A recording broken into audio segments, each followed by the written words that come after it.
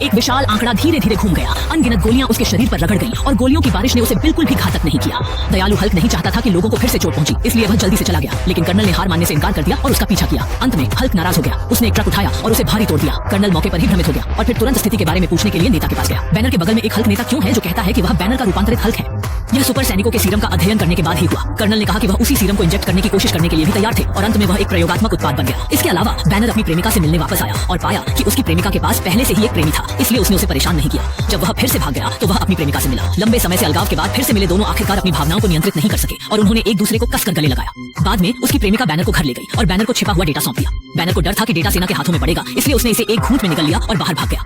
इस समय सेना ने पहले ही उसे अवरुद्ध कर दिया था। जगह सैनिकों ने आंसू उत्सर्जक धुएं के बम उड़ाने लगे, जिससे पूरे फ्लाईओवर को धुआं से भर गया। इस समय मैं आऊंगा।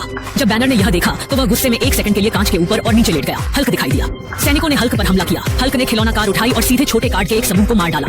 इस समय कर्नल, जो मृत्यु से डरता नहीं था, उकसाने के लिए आया और हाथ हाथ लड़ाई अभी भी 2 बार लड़ सकती थी, लेकिन जल्द ही उसे जमीन पर दबाया गया और रगड़ दिया गया और 2 टैंक आ गए।